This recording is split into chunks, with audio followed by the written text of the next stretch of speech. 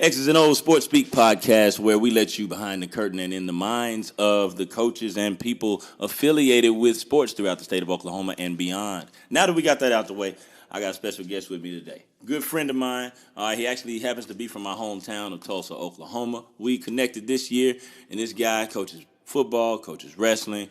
He did some track in the spring, I believe, last year. And then dude he's a health guru, low-key bodybuilder, Will Delk. How you doing, Will Delk? Man, I'm good. How are you doing? I'm doing great. Now, man, I've been trying to get you in the room for a while. I know we've been hitting and missing, but we finally got him sat down. So we're just going to jump right into it. You have broken down some of your childhood to me, man. You've been a little bit of a journeyman. You had sort of an unconventional upbringing, right?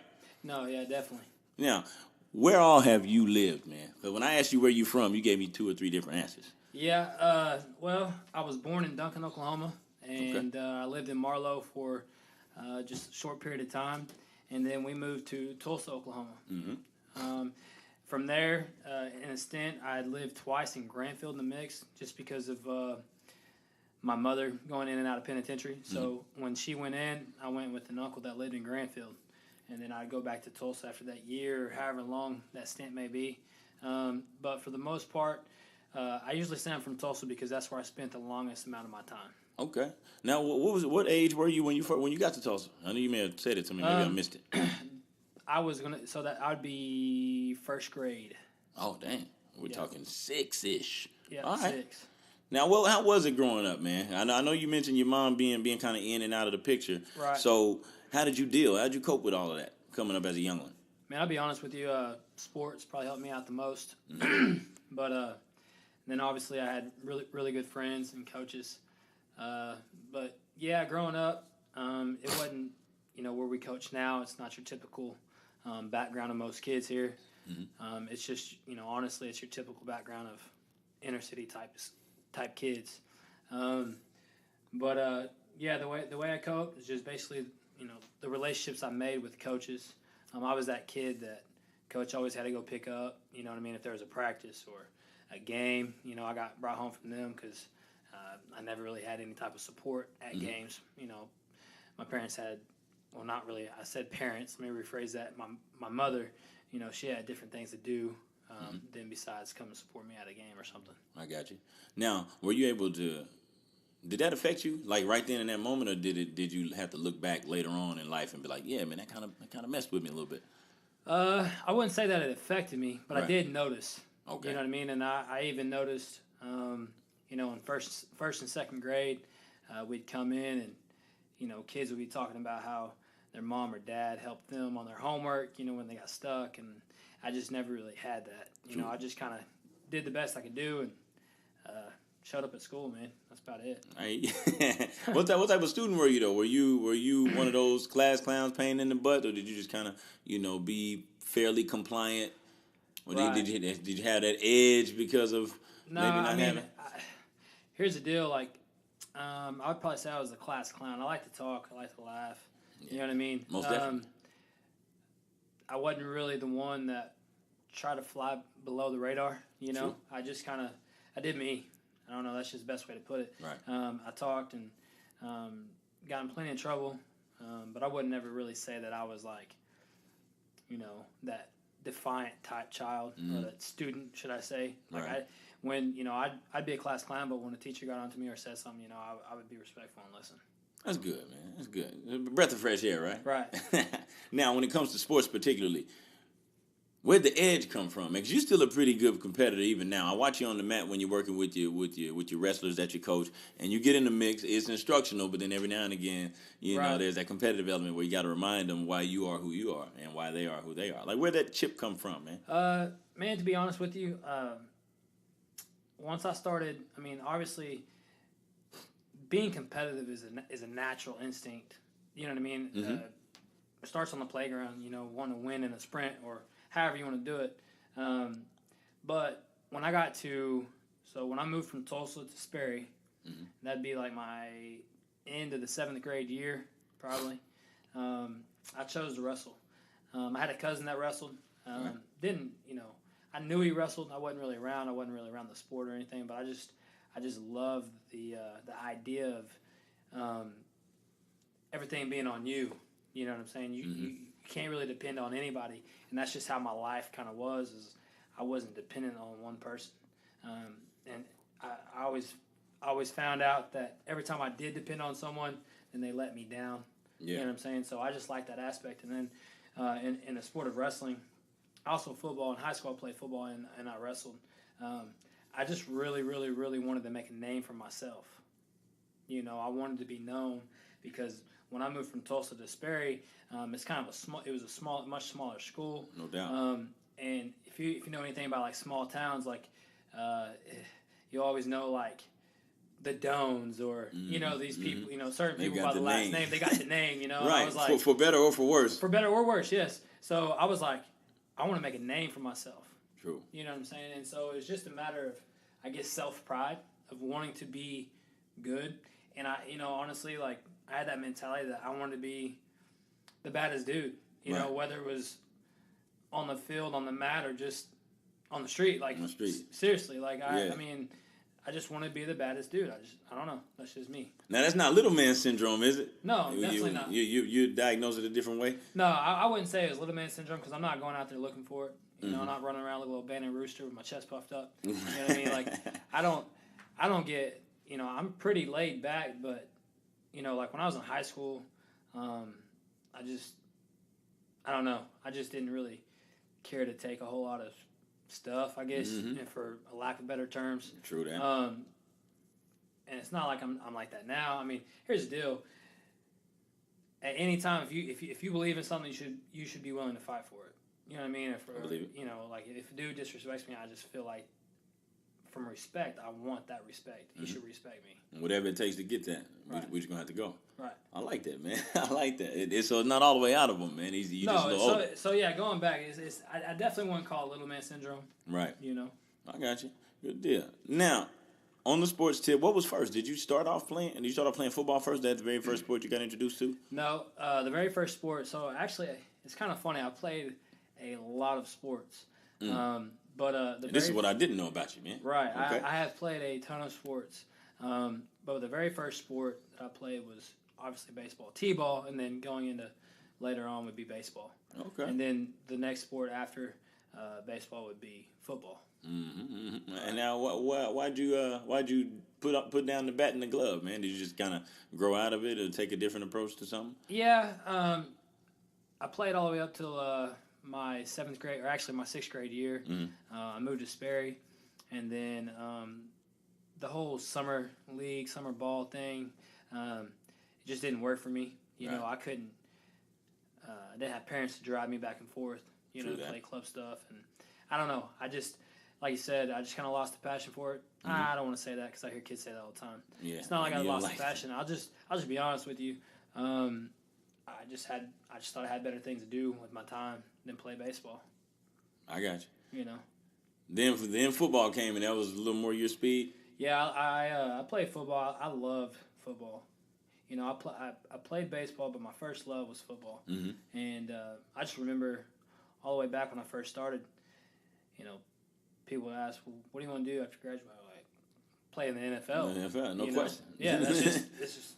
I mean, I wasn't very smart, obviously. Here's the basket, and here are all my eggs. Did not realize that I was, only going to be 5'7" and 185 pounds. But, yeah, you know what I'm saying? Right. Anyway, that's my first love. I wanted to play football. I loved everything about, NFL and all that whole idea.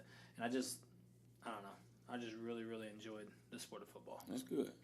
Fast forward into your teenage years. Yeah. How was that, man? You're starting to grow into sort of a young man, and that's usually around the time, at least for me, where I started to gain a little more perspective. I started to be able to read in between the lines, and my BS monitors were a little higher and up to speed during that time. Did your life change at all once you got to be a teenager, or was it the same with the lack of stability and support system? No, actually, so my 8th grade year, I moved to Sperry my 7th grade year, my 8th grade year. Right. Like I said, I started wrestling at the end of 7th grade, kind of late. It's a late start. The season ends in February. I started in the end of January. So, like I said, maybe had like a month under my belt. Then 8th grade, I wrestled. I met a guy named Dusty Delk, and we kind of were friends in a sense, and kind of hit a hard time where my mom was gone. Mm-hmm. At this time, I had a stepdad in the picture. I had a stepdad ever since I was in 5th grade, but they weren't real good for each other. You know what I mean? But anyway, she had left, was gone, and he was kind of there, but he was out there. You know what I mean? He was just strung out, and it just really wasn't a good situation. And at the point, like you said, you know, the BS and your meter and all that, you kind of start reading between the lines. Like I figured it out real quick that it was not the best situation for me. So I kind of bounced around from place to place with friend to friend, you know, going to school and whatnot. And then Dusty was like, "Hey, why don't you just come out to my place? Stay with us for a couple weeks." I said, "All right, I'll do that." And so went to the house, got some clothes, and then went out to his house for like 2 weeks. And 2 weeks turned into quite some time. My mother was still living in North Tulsa, not sure exactly where, you know. My stepfather, he was at the house that we lived in, but it ended up catching fire, and he died in the fire. So I lost a lot of things, you know, just like trophies and some of that. Memorabilia. Yeah, memorabilia type stuff. Gotcha. But I lost a lot of stuff to that, and then after that had happened, I knew at that point my mother probably wasn't coming back to Sperry, and so I just kind of accepted it, and the Delks accepted me. Right. So it kind of gave me that stability that I needed, you know. So I lived with them. I mean, I ended up changing my name. You know, my biological last name is Shelton, and now my last name is Delk. And I didn't do that until I was 22, 21. You know, they wanted to do it, and I really did it just for the aspect of my children, my future children. You know, because I wanted them not really have a whole lot of questions, but to have a grandma and grandpa that was going to be there. For sure. Know? So, yeah. Man, that's a lot to take in for a youngin'. For a teenager. So during that time when you were staying with the Delks, nobody was keeping tabs on you really at that point, huh? You kind of making your own decisions, living life grown, huh, during that time. Pretty much. Yeah, man. Did you fall at all? Did you have any of those moments where you made a mistake just trying to figure some things out, but maybe you were a little bit too young to know exactly what you were doing? Right. You know, there's not anything that just stands out. It's not like I try to drop out of school. You know, when I think of drop, you know, I'm thinking of like really hitting rock bottom, like really messing up. True. I didn't really, you know, try to drop out of school. I still went to practice, still went to school, kept my grades up type deal. But I will say that, you know, I had a lot of freedom, obviously. Right. No one keeping tabs on me. And then also, you know, living with the Delks, they take in a teenage boy. It's probably really hard for them to try to figure out how to discipline him or how do I, you know, approach this, because he's basically his own person. You know what I mean? Like, you know, so it was really tough. So I had a lot of freedom even there. So, you know, I would party probably more than I should have just because I had a lot of freedom. Yeah, you know what I mean? And by all means, I made plenty of mistakes, but not any that were, you know, to the extent of no big ones. Huh? No big mistakes. No like trying to drop out of school or anything along those lines. Being a coach, Eric Ford said this to me a couple weeks back. He said when you're a coach, a lot of times coaches are like the top maybe 1, 2, or 3 most influential people in a kid's life. Did you have anybody that you can look back to and be like, hey, this right here, this person here was very instrumental in me staying on track? No, definitely. Like I said, I've had a lot of great coaches. I mean, I'll go all the way back to when I lived in Tulsa and I played baseball. My coach there, Coach Kellogg, he tried to adopt me then. Like, he wanted to bring me in. He kind of, obviously, he saw the situation that I was in as well. He wanted to bring me in. I never did that. I never wanted to do that, you know, at that point. But he was very influential. In fact, he actually came back into my life later on in high school where he was running an oil and gas company type deal. And I started working for him in the summers just to make some money because I needed to do that. You know, I didn't want to basically depend on the Delks to provide me money when I could be out making my own money type, you know. You always had the work ethic. Yes. Never been a lazy dude, huh? No, not really. Oh, that's good. No, Yeah, no wonder you never made that mistake. Right. But no, I had him, and then obviously in junior high when I played football over at Foster Middle School, I had a coach there. His son played. He really kind of brought me underneath his wing. He was the one that come pick me up. You know, he'd make sure I got fed after the games, type deal. And then he would obviously drop me off. And then, I mean, he let me stay at his place quite a bit. I mean, I did hang out with Josh quite a bit. But he was pretty influential. And then once I moved to Sperry, Coach Park, man, he's the high school football coach, and he's the high school wrestling coach over there. He's been there for 20 years now. He is by far probably one of the most influential people that I've had in my life. And I owe a lot to that guy. Like, you know, I'm not saying that he did anything for me, Right. but he helped push me in the right direction. Like I said, I had a lot more freedom than most people, so I would kind of party or whatnot. You know, he kind of sat me down and told me just basically how it was and how I wasn't going to accomplish certain things that I wanted to accomplish within wrestling if I wasn't going to stop doing the extracurricular things outside of wrestling. And then later on, actually, I went on to college to wrestle, and that dude, I mean, he paid for my cell phone. He wanted to make sure I had a cell phone so he could communicate with me. Yeah. You know, he sent me money, and it wasn't like I was asking. I mean, I never asked for a handout. Yeah, you seem like a real proud individual that wouldn't do that. Right. No, I'm not real big on handouts, but you just kind of got to know Coach Park. Like, he wasn't going to allow me to turn it down, so I might as well just take it. Honestly, it'd be easier, you know, than trying to deny that.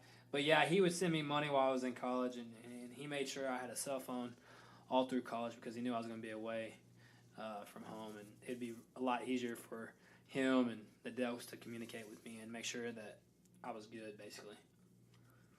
When it came to sports, when did you make the distinction between football and wrestling? You know, how did you know? What do you mean by it? Well, you know how we got a lot of athletes these days, and we Yes. share some of them too. Some Right. of us coaches, and they play 2 and 3 sports. But then when rubber meets the road, and it's time for them to decide what they want to pursue on the collegiate level, they end up picking one. Right. When did that moment occur to you? Like, okay, you know what? I think I'm gonna go pursue wrestling as opposed to football when I go to college. Right. Well, I'll be honest with you. I never actually. Once I was in high school, that never really crossed my mind of, well, I'm going to go pursue wrestling or I'm going to go pursue football in college. In high school, I went to Votech for welding. Right. You know, I just really, you know, honestly, I thought I was going to be a guy that just went to work after high school. Mm-hmm. You know, honestly, I didn't really have college plans. Then my senior year, I started getting some letters in the mail from some small schools for football, and then I had a couple schools talking to me about wrestling.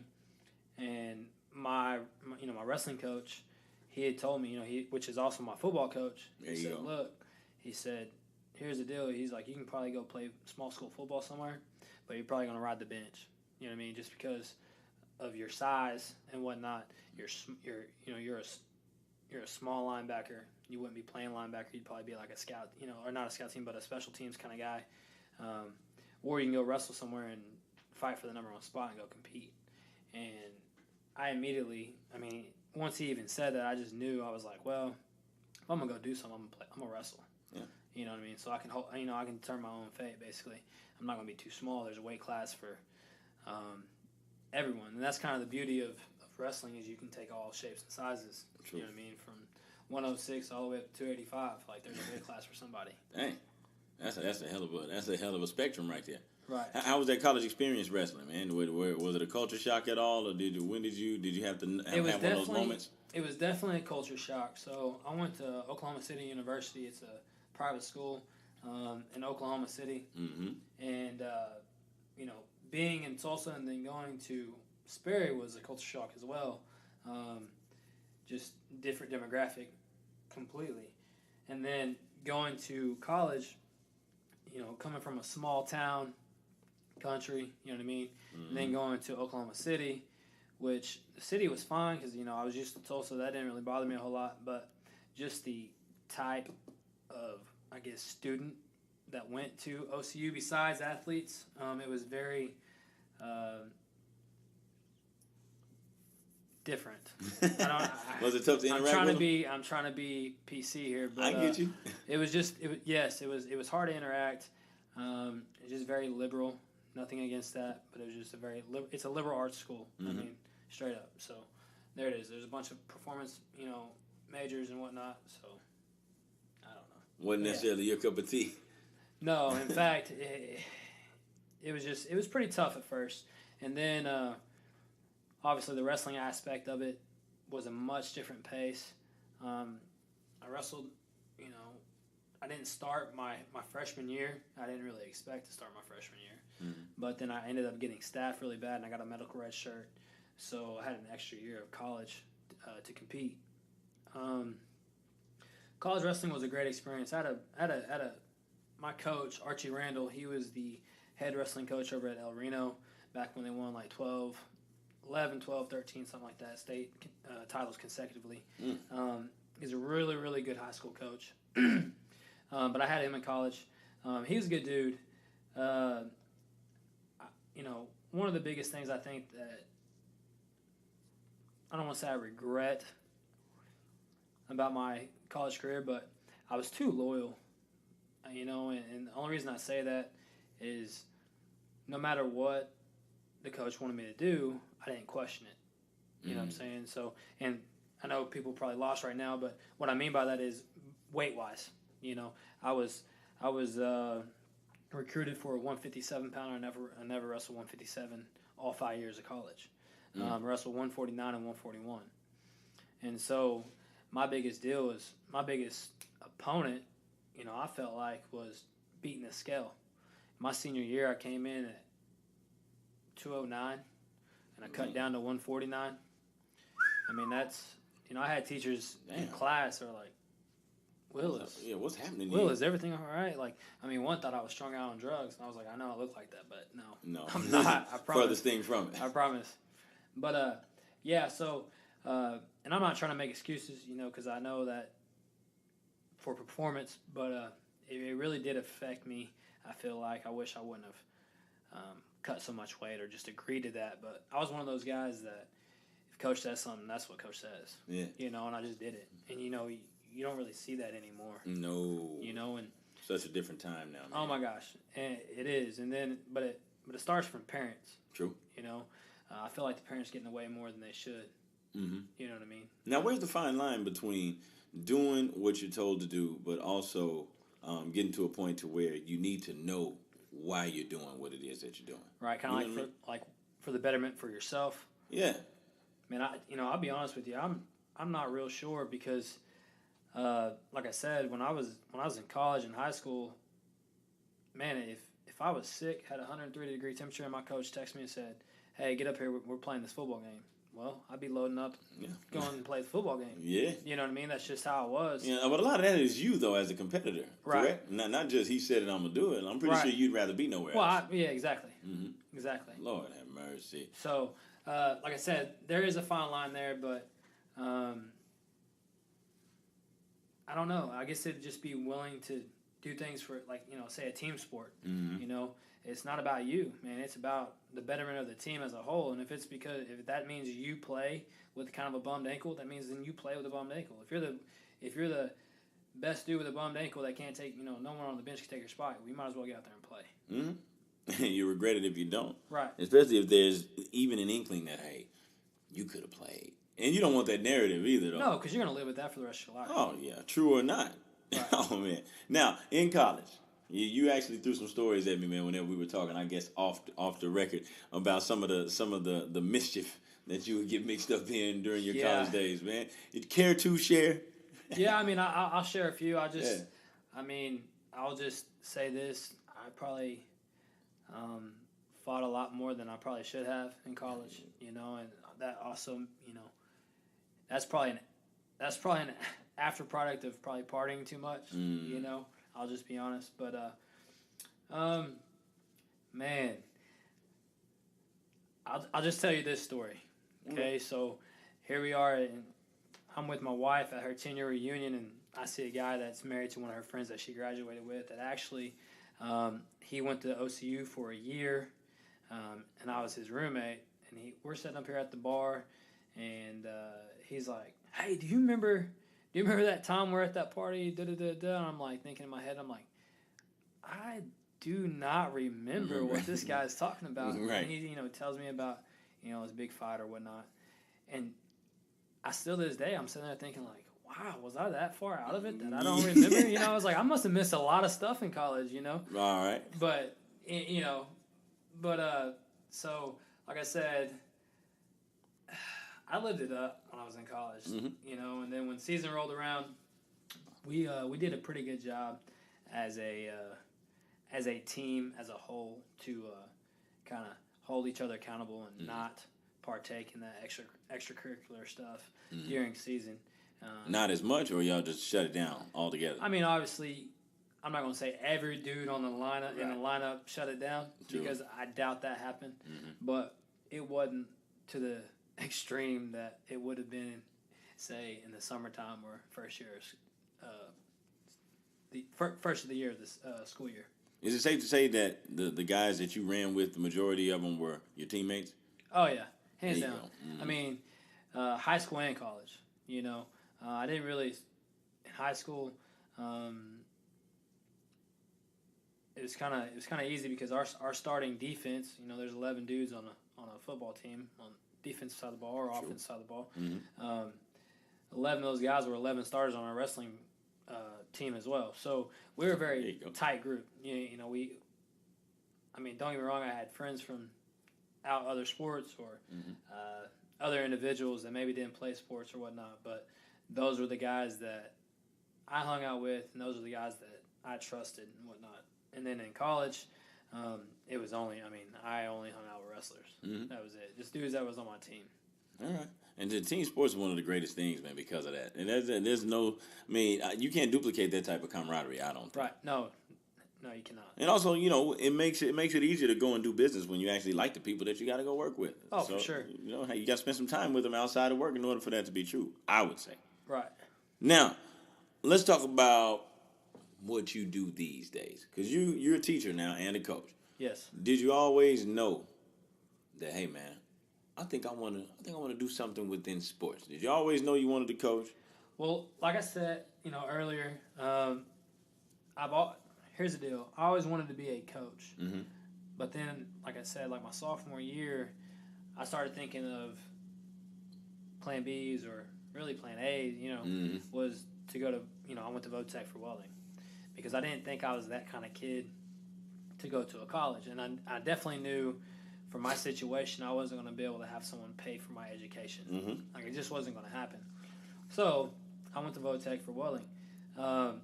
Once I realized I was going to get a scholarship for wrestling, I walked in day one wanting to be a coach. That's what I told my advisor. That's what I want to do. And so instead of going the teaching route, though, like going through a teaching program, I went through and got my degree in kinesiology. There you go. So I did it that route, and then just test it out later. But right from the get-go, I wanted to be a coach, and I wanted to kind of pay back because there's so many coaches that I've had that has helped me get to where I'm at today. And if it wouldn't have been for those guys in my life, to actually open up and build a relationship with myself, then I would not be the person I am, and I probably wouldn't be sitting here talking on this microphone. You know what I mean? That's big time stuff. I hear a lot of coaches say that players make coaches. Now I guess I wouldn't call a wrestler a player, but the same principle. I guess you could apply. Do you agree with that, or is it twofold, or do the coaches make the athletes? Explain that a little bit to me real quick. Well, I guess what he meant by that, and I'm sitting here and I'm listening. He's an older guy, so I always want to respect my elders. But I was trying to understand him, and basically what he was saying was, no matter how good you may be, or how good you may think you are as a coach, if you don't have guys or girls, for that matter, that can go get it done, then it matters not. But I actually happen to think that you got to have some players or some athletes that can produce. But if they could do it on their own, coaches wouldn't exist. So we're pretty vital in that situation. No doubt. No, I definitely agree to an extent with the guy that you're talking about, your elder that you're talking about. Um, when it comes to say football or basketball, if you got two in basketball, say you got two cats that hands down best dudes in the state, Mhm. more than likely you're gonna you guys are gonna be very successful. Mhm. Now, does that mean that just because those two guys are very, very, very talented that you can just like not worry about practicing and coaching? Because now you have three other dudes on the court that you have to coach up and have them understand how to play the game. Right. So no, I think really talented players help you look better than than maybe what you are sometimes. Because I know for a fact, I don't want to say I know for a fact, but I know some coaches that You know, seeing it. may in my terms may not be very good coaches, but they've had extremely good talent. You know what I'm saying, and they've been successful because of that reason. Yeah. But to say that coaches aren't needed, Right. That's a very bold statement. Yeah. Because here's your deal as a coach. Like, you have really talented kids, well, then you should focus on your average kids to try to raise them up. There's always something to do. Right, there's always something to do. And here's the deal, what's going to happen when those dudes graduate? Like, you better coach your butt off, because then you ain't got anybody step in and pick up where they left off. Absolutely. It's going to be one of those in-between years. Exactly. And those suck. Or the best term ever, rebuild. It's a rebuilding Rebuilding. year. Coach, we're young, man. Hey, man, we're young. We're rebuilding. It's all good. Well, in your opinion, now this is a very subjective question, and I love asking it because I always get a lot of different insight. What, in your opinion, if you can narrow it down to, I guess, one thing or a few things, what is the true mark of a good coach? Or in other words, how do you measure how good a coach is? I mean, obviously, the first thing that pops to your mind, I think, when you ask anybody that question is going to be wins and losses. Now, do I think that's everything? No. But you can be the most genuine, best guy, really good coach in those terms, but then you'll never be thought of as a good coach if you have, below a 500 record. You know what I mean? So to some extent, like, wins and losses has to play a key. But then again, you have to be able to build relationships with your athletes. Huge. So huge, because if you can build a relationship with those athletes, then they're going to be willing to do more things for you, sacrifice more things for you, and work harder for you to try to win, ball games or matches or however you want, whatever sport it may be. But I guess to try to actually answer your question, what makes a good coach would be you'd have to have a little bit of everything. You have to be the nurturer, you have to be the disciplinarian, you know what I mean? To make a perfect, coach, you'd have to have all those things. And then obviously, I mean, hate to say it, but you have to have a winning record. You gotta go win. you gotta win, because if you don't have, like I said, if you don't have a winning record, or if you have a losing record, no one's gonna talk about you being a great coach, whether you are or you aren't. You know what I mean? So I don't know if that actually answered your question. No, it does. But it's kind of a tough question, because there's so many different variables that make a good coach. Right. And because I've known some coaches that kids, guys that have competed for them, hate them, but they swear by them. Yeah. You know what I mean? And they were very successful. So, and it's also a different time, a different era. Like that generation, I feel like you can, back in the day, you could treat kids a different way and they respond differently. Nowadays, I feel like you better put your velvet gloves on. You know what I mean? Like you kind of gotta handle them a little different. You gotta be a little softer. You gotta finesse things a little more. Now there you go. That kind of helped me answer my question. That kind of makes a good coach. Like if a coach has been in the game for 15 years, he's gotta be smart enough to acknowledge what his athletes respond to.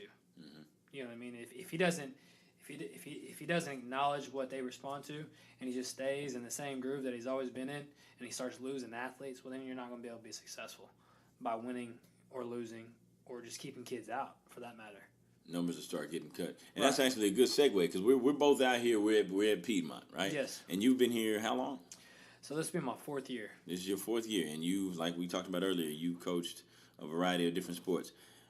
I'm pretty sure you've noticed a difference or some differences in the demographic of kids here versus where you have been in your lifetime. And how tough has that journey been for you? Or not the journey, how tough has that task been for you to figure out, okay, I may not need to be so tough on this one, but maybe I need to turn the heat up on this one. Right. You know what I mean? Have you had to go through that trial and error? No, I definitely have. And when I first got here, I thought it was going to be completely different, to be honest with you. When you first pull into town, there's a little rodeo arena. You think it's kind of like country. You got some hard-nosed country kids or whatever. Or at least that's my first initial thought when I first pulled into town. I was like, okay, all right, I can do this. There you go. Maybe think like Sperry a little bit. That's right. We're all guilty of profiling right. at least a little bit. Oh, for sure, it happens. It's natural. But then when I got here, that wasn't the case at all. These kids come from very, I don't know how to explain it or put it in a good way, but it's a very affluent area, I will say. Exactly. So they're taken care of very well. There's not a kid that walks this hallway that has any type of wants that he doesn't already have. If he wants it, he gets it type deal. It's not their fault, and I'm not saying that's bad, but it makes it hard because if every place I've ever been, growing up, going to school in Tulsa and then in Sperry, kids had needs, and they didn't get it. You know what I mean? They had stuff they needed, and they didn't get it. Or they had, certain things they had to sacrifice, or struggle, to stay on top. So most of the time, everywhere I've been, the kids have been hard-nosed. At Sperry, kids were country hard-nosed. Tulsa, kids were city but hard-nosed type deal. Just the way it is. And then here, you get here, it's like, to me, I could be wrong, but I think fighting is just natural. Especially among two boys. At some point, you gotta know. Testosterone that runs through your body. Right. And if I could be considered ignorant for saying this, but if you're 17, 18 years old and you've never been in a fight in your life, there's something wrong with that. Yeah, listen, I agree with that. I really think there's something wrong with that. Right. If it's immature or ignorance, whatever you want to call it, there is something wrong there that you don't have you don't believe in anything, because if someone disrespects you, then you should stand up and say something. And if it leads to confrontation, it leads to confrontation. Yeah, this is what it has to be.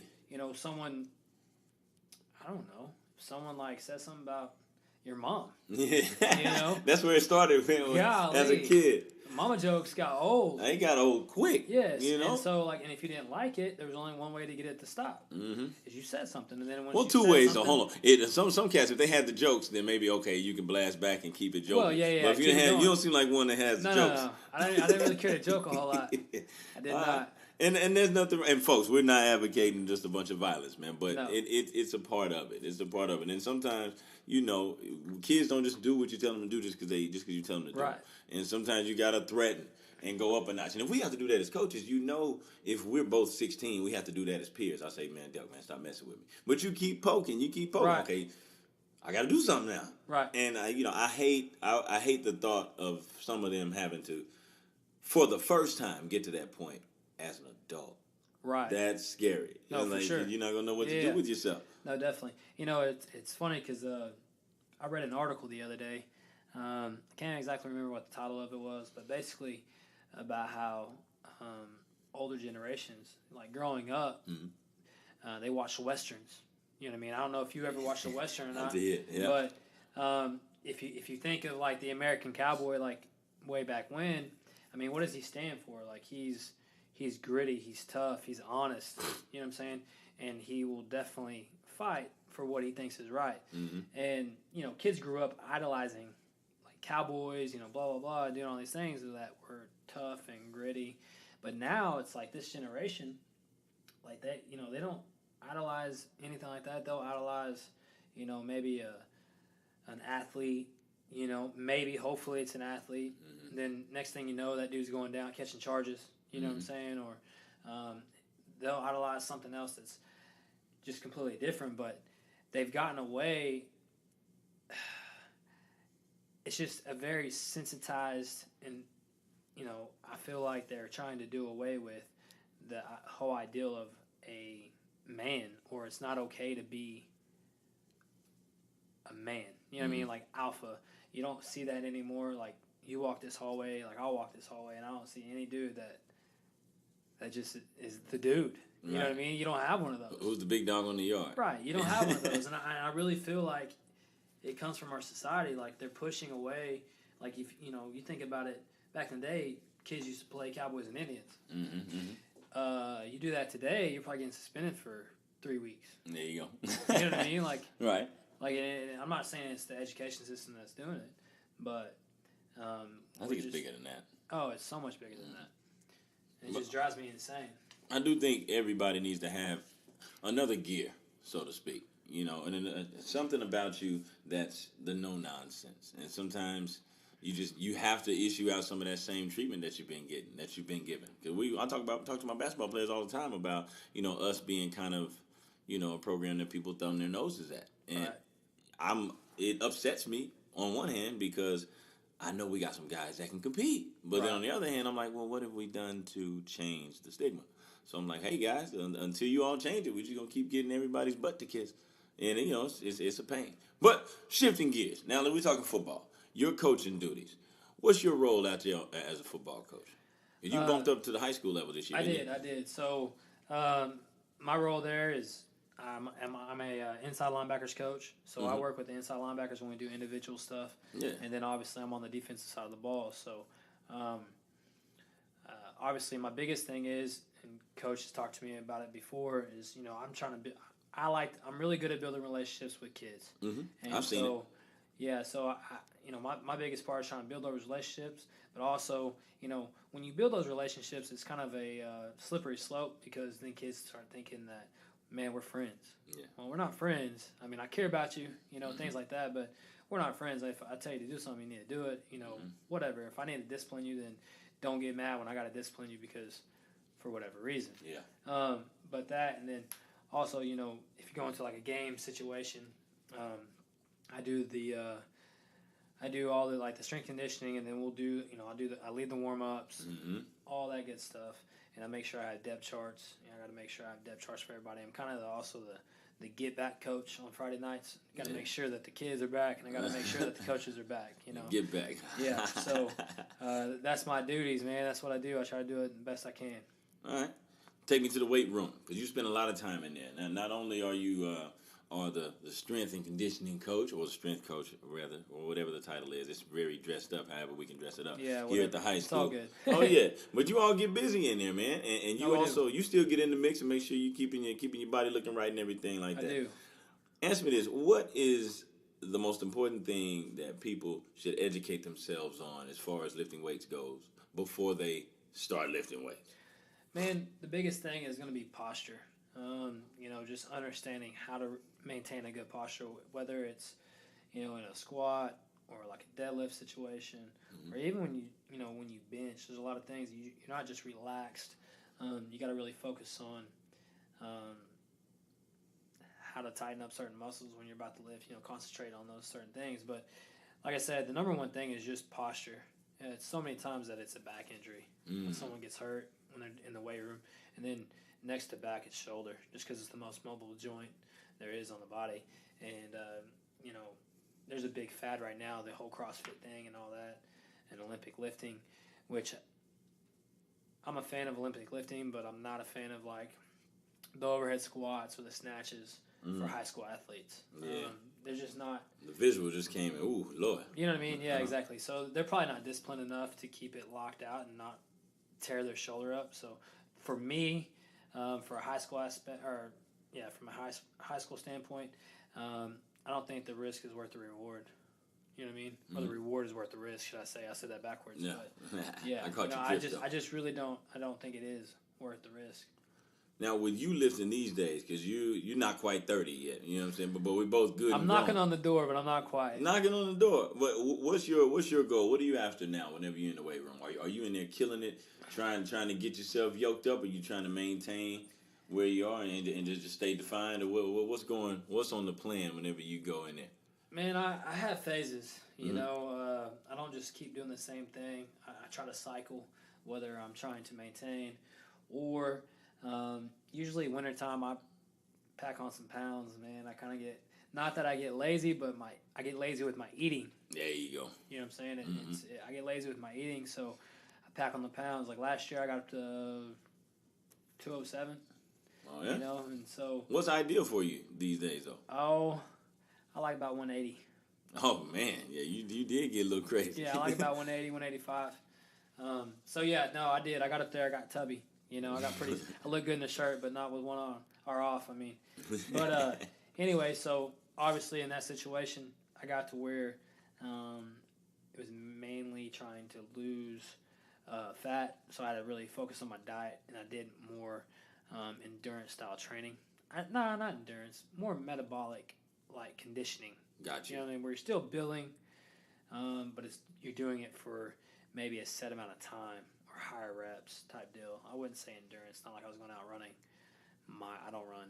At You all. don't run at all. Not at all. But I can't I even jump think some of the last rope, time. but I don't run. I hear you. I'm the same way unless I'm running them down the court playing some Yeah. basketball. Now, you said something which took me where I was wanting to go next. You said something about your eating habits. I don't necessarily want to use the word diet, or maybe that's what you do. But how did you eat? What's a normal meal for Will Delk?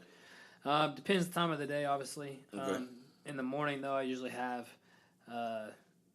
like 3 eggs and probably half a cup of oatmeal. You know what I mean? Some protein, some type of carbs. Mm-hmm. Lunch, I have anywhere from 6 to 8 ounces of chicken breast, and I will do some type of carb with it, and then some type of vegetable with it. And then at night, probably go ahead and do the same thing. Depending on how I feel that day, if I feel kind of, it's going to sound kind of vain of me, but if I feel kind of bloated that day from whatever, then I probably will not eat the carb that night, but I'll eat my vegetables and whatever protein that may be. You know what I mean? And then obviously within the mix, I'll have a workout in there somewhere, and I'll have a protein shake afterwards and some type of fruit. So I used to be really, really strict on what I ate, like making sure stuff weighed a certain amount and all this other stuff. But I've just kind of got to the point to where I just try to have 3 of the most important macros. So protein, fats, and carbs. Obviously, vegetables are in the mix as well. Now, whenever you do fall off track, okay, on the days you say, you know what, I'm just going to ugly it up. Right. Well, what's some of your go-to bad foods that you just love? Man, I tell you what, a lot of people probably think it's sweets, or for a lot of people it probably is sweets. But me, it's just, it's going to sound funny, but like, I like to go to a Mexican joint and eat a bunch of chips and salsa and queso and, get whatever. But I do that, and then obviously I do like some sweets. So don't let me say I don't like. I'm not going to say I don't like sweets, but the deal with sweets is I can deny sweets and I can keep from eating them. But if I take a bite, always on. Yeah. One bite. Yeah. Going in. It's not. That's just how I know. That's just how I'm, I guess, geared. Like if I'm gonna do it, I'm gonna do it. So you're not a moderation kind of guy. No, I mean I can be when I want to be. Right. But like, if it's kind of like saying, "Oh, I'm just gonna have one tonight." Going out, Yeah. Yeah. Then It sounds good. 15 later, you're like, "Oh, I really shouldn't have done that." I really screwed that up. Yeah. Now here's how I'll put a bow on this thing, because I done had you sitting here, and we'll call it good after this one right here. As far as your family goes, okay, of course, I happen to know your wife. I've gotten to meet your 2 little daughters. They're awesome. They're beautiful. Now, we talked about some of the differences these days with a lot of the kids versus how they were whenever we came up. Yeah. I'm pretty sure you put some thought into this, but I'm going to throw it at you anyway. Has it or will it affect how you're going to bring yours up? Try to be maybe some old school within this new school. I mean, how do you even think about doing that? Man, it's tough. I'll just go ahead and throw that out there. It's tough because my 5-year-old just now started pre-K, and so it's really, really tough because obviously she understands and sees how other kids in her class, what maybe they get to bring to lunch, or it's very small right now. but those type of situations will lead to bigger things. So the other day, she didn't want to eat lunch at school. She wanted to bring her own lunch. Well, we're like, wait, you always want to eat, lunch at school on Thursdays, whatever. She's like, no, I really want to bring my lunch. So then my wife's making her a lunch, and she's like, well, I need a dessert. Well, I looked at Ellie like, you need a dessert? Like, what do you mean? She's like, well, all the kids at school have a dessert. And so I looked at her, I was like, so the only reason you want your lunch today, because normally you eat the school's food today, the only reason you want your lunch today is because you want a dessert because the rest of your kids have a dessert. And she basically said, yeah. And I was like, well, you're not getting a dessert. Did you stick with it? Yes. And I said, there's going to be a lot of things that your friends at school are going to have that you're not going to have. And not that that's fair or unfair, but that's just the way it's going to be.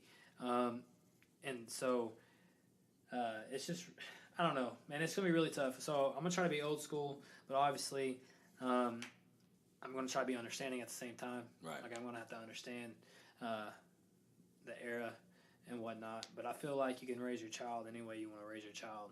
I mean, there's going to be a lot of influences from, other children in class and whatnot, and how their mommies, or daddies do certain things with them. But goes back to building relationships. You got to have it. So if I build a great relationship with my daughter, then she's going to respect the fact that I want it to be a certain way. Or if I don't want her, her curfew's 11 and not 12:30. You know what I'm saying? Don't, as long as she respects me, whatever, then, I think she will abide by those rules. I also feel like parents, like I said earlier, are getting away too much. Anyway, they have all this crazy stuff out now that you can have GPSs on cell phones, and you can do all this, get their text messages received to your cell phone. Like, to me, like, I did not know about that. I knew about the GPS part, but I didn't know that and they can have it where, like, I know a mom that has her son's text messages delivered to her in an app. Oh, jeez. You know what I mean? It's getting real. No, it is, and it's sad That's though, dangerous, because man. I mean, basically you're trying to eliminate any type of failure that they're going to have, but then how are they going to learn from that situation? Like, if you just keep eliminating and moving obstacles out of your children's way, then they're never going to understand how to overcome adversity or to learn from a mistake. Like, I really, really don't get that. And I really hope that me and my wife are on the same picture later on, because I don't want a GPS. Right. I don't want to know text messages. I'm pretty sure you don't want to have to do that. I don't. Well, yeah. I mean, here's the deal. Even like if you build, like I said, it goes back to building relationships. If you build a relationship with your child, and you trust that child, and that child trusts you, then they should be willing and like wanting to open up to you, talk to you about certain situations. Right. And obviously, as a parent, though, like, I'll be honest, I probably won't want to know some of the stuff. Because it's inevitable. Like, I'm not going to say that my daughter, when she's in high school, she's never going to go to a party until she's in college. Or she's never going to try alcohol until she's in college. Am I condoning that? No. But I'm a realist. Okay, I know it's going to happen. But do I want to know about it? Not necessarily. Depending on the situation. You know what I mean? But now, do I want her to be able to, like, if I don't want her to be scared of me, though, at the same sense where, like, maybe she drove with friends to a party and she drank or whatever. I want her to have enough faith into me that she can call me and I can come get her. Right. Do you know what I'm saying? Right. Now, As that's opposed going to to her fearing the wrath. Yeah, fearing. Like, don't get me wrong, though. I'm going to be very disappointed. Absolutely. I'm going to be extremely disappointed. But I also want to have a relationship with my daughter to where if a situation like that is, that she would be okay. I mean, and I know that sounds crazy. No, I actually get it. You know what I mean? I know that sounds crazy, but I would rather have that relationship than for her to fear me and just try to hide everything. You know what I'm trying to say? And yeah, I do. And I've seen some parents go all the way left and take your advice literally and end up being a friend to their exactly. kids. That's what I was trying to say. I know that sounds crazy. Ooh, yeah. And I don't want, I'm not her father to be her friend. I'm her father to be a disciplinarian. But at the same time, I'm there for the best, for her betterment. Oh, yeah. You know what I mean? So if there's a situation like that, I just want her to be able to, understand that she's going to be in trouble, but it's not going to be like. Yeah, you still got her back. Right. Now, who's the good cop between you and Kylie?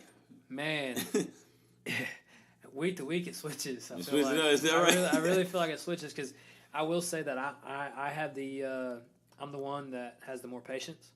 Oh, really? Yes. Okay. And not sure I would have guessed that, man. Right. Not because of her, but because of how I know you. Right. So I have the more patience out of us, and she kind of she'll just kind of flip sometimes, and I kind of have to reel her back in, and I don't do that. I don't try to do that in front of the kids because I don't want it to look like that. Yeah. Right. I don't want it to look like that, but we'll talk about it after the fact. But I don't really know who's the good cop, to be honest with you, because they'll try to run Kylie over, and then I'll say something, and then they stop. Right. You know what I mean? And that also doesn't really. My wife's not real thrilled about that either, but. I'm helping you out. Right, yeah. But you know what I'm saying? I do. But it's kind of situational. It is. Sometimes depends on, probably depends on whose nerves they're getting on. If they're getting on Kylie's and she flips, well, then here I am. Not being the good cop, because I'm not one of those big, like, if they get in trouble, I'm not trying to reassure them and hug them and stuff, because they already know that you love them. Right. You don't have to go hug them, tell them, yeah, you really messed up, but I love you, and all that stuff. Like, they know that I love them. And you know you messed up. Right, go to your bedroom. Like, don't come out. Go to your bedroom. Go to timeout. That's how you do that right there. Yeah. Well, look, Delk, man, I appreciate you spending time, dog. You know what I mean? We covered a lot of stuff here, and it took a while to get here and sat down, but I'm glad you came through. And, folks, I thank y'all for listening, for those of you who took some time, and I'll drop this one in a couple of weeks, and you'll see back from me soon. Later.